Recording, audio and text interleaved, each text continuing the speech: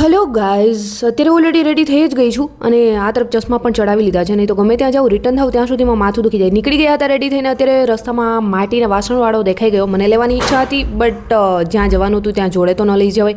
અહીંયા એક પછી એક રસ્તામાં બાઇટ બી લેવાની તે ચાલુ કરી દીધું. આ ભાઈ જામનગરથી અહીંયા ચોટીલા ચાલીને જતા લોકોની સેવા કરવા માટે આવે છે અને ધીમે ધીમે અમે લોકો નીકળી રહ્યા હતા અને રસ્તામાં તમે જોઈ શકો છો પગપાળા યાત્રીઓ કેટલા બધા જાય છે. આ લોકો આવે છે જામનગરથી.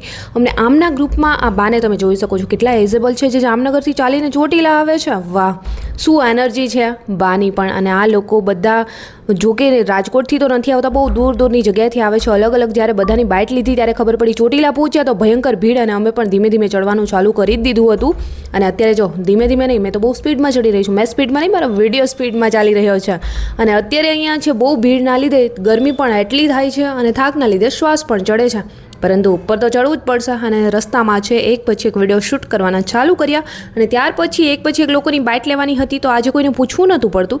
સામેથી બધા આવીને કહેતા હતા કે અમારું ઇન્ટરવ્યૂ લઈ લો. આ લોકો આવેલા છે મહેસાણાથી. તો ભાઈની બાઇટ પણ લઈ લીધી અને ધીમે ધીમે ફરી મેં ચડવાનું ચાલુ કર્યું. અને એટલો થાક લાગે છે કેમ કે ઘણા દિવસથી રનિંગ બંધ કર્યું છે. અને ત્યાર પછી વચ્ચે આગળ જતાં ફટાફટથી થોડી બાઇટ ફરી લીધી અને ધીમે ધીમે ચાલતા હતા. અને આજે કોઈને પૂછવું નહોતું પડતું, બધા સામેથી આવી રહ્યા હતા કે અમારું ઇન્ટરવ્યૂ લઈ લો. અને મને પણ મજા આવતી હતી કે જ્યારે વગર મહેનતે સામેથી લોકો આવે છે. અને આ ભાઈ છે ચોટીલાના અને એ તો એમના માતાજીના પરચા વિશે પણ વાત કરી હતી કે હા, માતાજીના પરચા દરરોજ મળે છે અને ખરેખર મળે છે. અને આ નાનું બાળક તમે જોવો છો કેમ ચડે છે. અને સાંજના સમયે આરતીના સમયે ફાઇનલી અમે લોકો પહોંચી ગયા હતા ચોટીલા ઉપર. માતાજીની આરતી પણ લેવાઈ ગઈ અને આજનો દિવસ બેસ્ટ રહ્યો. આજનો વ્લોગ કેવો લાગ્યો છે કમેન્ટ સેક્શનમાં જરૂર જણાવો.